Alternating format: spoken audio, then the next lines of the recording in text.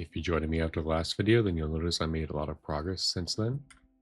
I just got done with defeating the Ender Dragon, and I'm getting ready to go to the End Islands to get an Elytra. Of course, I got all my slabs to build and everything I need for once I get an Elytra.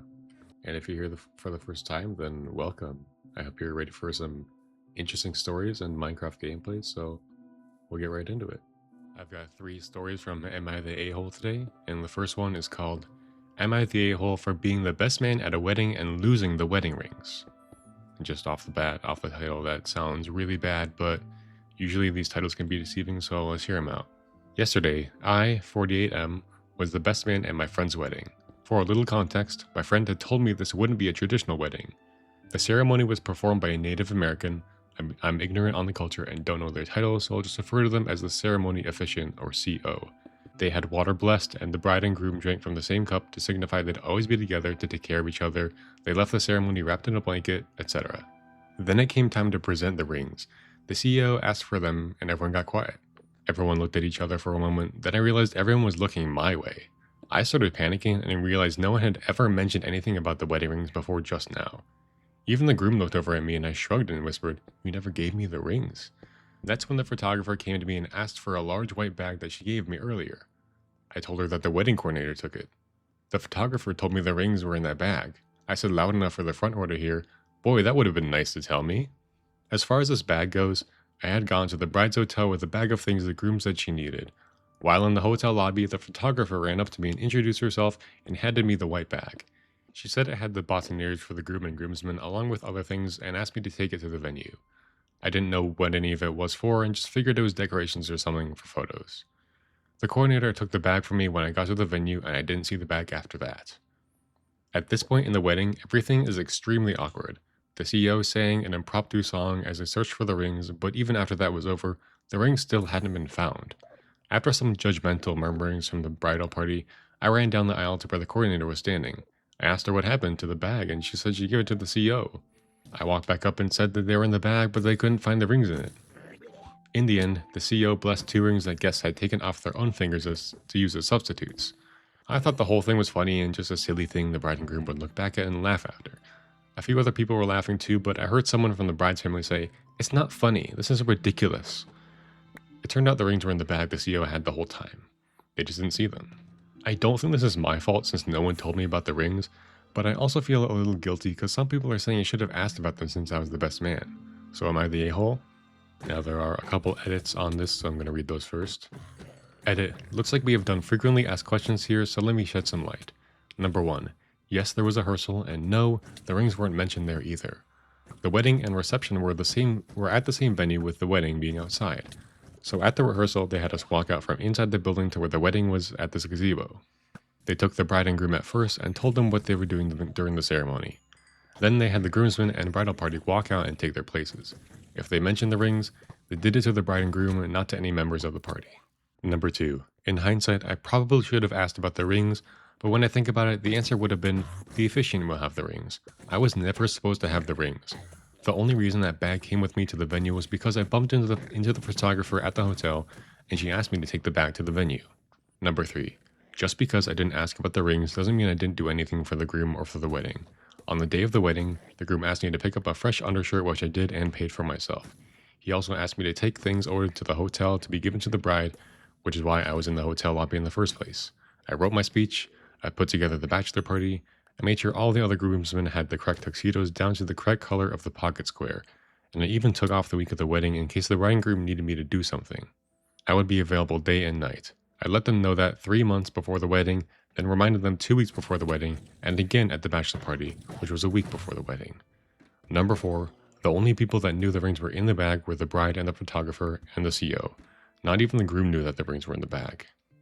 Okay, so just my thoughts on this. I don't have a lot of wedding experience, but after a quick search, it does seem like generally the best man is in charge of holding on to the rings until like the CEO asks for them. And I mean, this guy, knowing that, he should have asked for the rings. He should have asked where they were so that he could have them ready. And I don't think he's the a-hole for assuming that that bag just had like some decorations or something in it. Like, He should not have assumed that the rings were in there, and someone should have told him. But he also should have asked about them, because apparently he's in charge of doing that. He said that, like, he was never supposed to have the rings, but I think he was supposed to, if I'm researching correctly. Reading the comments, it looks like they were dubbed not the a-hole, and I guess I agree with that, because people are saying, like, this guy clearly didn't know, like, all the responsibilities of being a best man. I didn't know all the responsibilities. I wouldn't have known that I was supposed to hold on to the rings, and he really should have been told about it. He's not a mind reader. The wedding coordinator is paid a lot of money to make sure everything goes smoothly and everyone knows what they're doing, and this guy clearly still didn't know what was going on. So people are just kind of harping on the wedding coordinator for not being very good. And, like, why did the photographer have the bag in the first place? I mean, like, that's just so random. Like, you wouldn't expect to get it back from the photographer that had the wedding rings in it just randomly at a hotel lobby. Like, I think that's reasonable to assume that you didn't have the rings. So they would have not the a-hole. I think it's a fair verdict.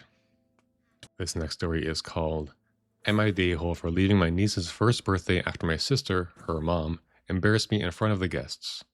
I'll start this off by being transparent. Me and my sister grew up with an abusive father. He pit us against each other a lot, which made our relationship rocky for the most part, but being older now and him out of our lives, we've come to respect and love each other. My sister got pregnant and had my niece last year, and yesterday was her first birthday. I was excited to go considering this was a big moment and day for her, and I love my niece. When I arrived with my girlfriend, we greeted all my family and my sister's boyfriend's family. Everyone was having a decent time, and me and my sister were having a nice conversation about how I loved her new house she had moved into and all the changes she made to it. All of a sudden, one of the members of the boyfriend's family asked me if I was a chef. Disclaimer, I attended culinary school for 2 years and dropped out, unfortunately, because it didn't feel like the right fit for me. Before I could even open my mouth, my sister says out loud to the entire party, "No, he's not. He dropped out because he's a loser." I was so taken back I didn't know what to say, while the family member who asked just apologized for even bringing it up. My girlfriend grabbed my arm and pulled me outside to talk about it, and I decided to leave because I didn't feel comfortable anymore. My sister then texted me minutes after I left that I made the day all about me when it was supposed to be about my niece. Mind you, I didn't say a word to anyone or cause a scene. I just left with my girlfriend because I felt too embarrassed around these people I didn't know that well. I just feel really hurt that she didn't understand how that was wrong, and I don't know if me leaving was a good decision. Any thoughts? I mean, this is just an insane situation, because the sister is, like, bothering the brother for making it all about him when she was the one who literally brought that up and exploded and let the whole room know that he dropped out of culinary school. And what's this guy supposed to do? Like, if he stayed, then she would have been like, "You're making it about yourself," or whatever. If he's talking to people about it, he literally just left. He did the least he could to, like, make the situation go away. He just left. That didn't make it about him at all. And I also hope this isn't something that's just ignored by the sister's boyfriend. Like, he notices how little she just cares about her brother at all, and how she might pretend that she cares about him. Like he said in the post, like, they've come to respect and love each other, but maybe it's just all like a show for her. Like, she's just trying to seem like a good person when she's really not. And in this moment, it just kind of came out of her without her even realizing, and now she's trying to put it on the brother instead. So yeah, the verdict is not the a-hole, obviously, because the sister is the a-hole, 100%. And I wish we knew some of the opinions of other people at the party. Like, I wonder what everyone else is thinking about this, because there's no way anyone's on the sister's side. So that was a pretty short story. All of these stories that I'm reading were very recent as of recording, so maybe there'll be updates at some point. I can link in the comment section of this video or the description. So depending on when you're watching this, maybe there's updates. And the last story for today is called, Am I the a-hole? Neighbor's guest parked in my driveway. I live in a condo with a shared driveway. Each unit has a single car garage and is allotted half the driveway. My unit is on the left, neighbor's is on the right. This afternoon, I looked out my window and saw an unfamiliar car parked in my side of the driveway. When I went out, it was unoccupied, and I thought the neighbors might have a visitor who somehow didn't understand how driveways worked.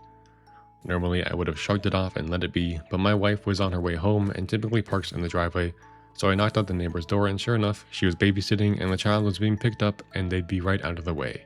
Great, no worries. Still super strange to just park in a stranger's driveway when the entire street has available parking. including directly in front of the neighbor's unit, but whatever. I go back inside, and maybe 10-15 minutes later, I glance out and the car is still there. My wife is probably 5 minutes away at this point, so I go back out and see the neighbor hanging out in the passenger side window, just chatting away with the driver. I am slightly less polite this time. I told her she needs to get out of my driveway or I would have her towed, at which point I hear the neighbor say something, and all I could make out was the word breathalyzer. At which point I said, "This is effing ridiculous." And the neighbor shot back, "Your overreacting is ridiculous." I walked away back inside and saw her finally pull away, at which point I contacted my landlord to report the whole thing for documentation. When my wife got home and I told her about the whole thing, she suggested perhaps the breathalyzer comment meant that the driver literally couldn't start her car due to one of those breathalyzer things you have to blow in order to start the vehicle, and the neighbor was blowing for her. I obviously have no proof of that, but it does make sense of the otherwise strange and totally out of context mention of a breathalyzer. I am sitting here hours later, still weirded out by the entire encounter, feeling like I was in the wrong for being mad about the situation, and also conflicted that if the driver was indeed under the influence, I let her drive off with a child in the car and didn't say anything. I feel like I've heard other stories about this kind of thing happening with shared driveways, like in condos or duplexes, but this kind of thing to just park in someone else's driveway, depending on how long you're there. I mean, if this person was babysitting, they were probably there for at least a couple hours. Just to park in someone else's driveway is so audacious and just entitled to think that you deserve that spot in the driveway, especially when you could just park on the street, literally right in front of the house you're babysitting in. And I don't see any situation in which the OP is the a-hole here. Like, he was being respectful. He gave them a chance to move it once while being nice, and they said, "Yeah, I'll be right out, I'll move it." But then his wife was almost home and they still hadn't moved it, so of course you have to be a little bit more harsh. Like, this is my property. You are on my property right now. So if you don't leave, I'll get your car towed. I think that's completely fair. At least that person was there to get their car out of the way. And it wasn't just someone that parked and then, went to a different house. But yeah, it looks like the verdict is not the a-hole for sure. And the breathalyzer thing is so weird too. Like, I didn't know about the thing where you can have a breathalyzer in your car in order to start your car. I guess that makes sense for people that have problems with drinking and driving or being under the influence. But if that's like really what they heard and this is the situation and the babysitter had to have a breathalyzer in their car and have the neighbor blow into it so that they could drive because they were under the influence while babysitting and then also while driving, that is an insane situation, and I don't even know what to think about that. I don't even want to think about that part of it. It's possible that he just misheard them calling him an insult or saying something else, but I hope that's the case because that's super, super weird if it's not. There are also a lot of comments saying everyone sucks here, meaning that everyone is the a-hole, because they're saying that the OP kind of like escalated it way too quickly and jumped to like, "I'm going to have your car towed if you don't move," especially when they're already in the car. And according to him, if there's street parking everywhere, then if his wife came home, she could have parked on the street temporarily while the person backed out, and then the wife could have parked in the driveway.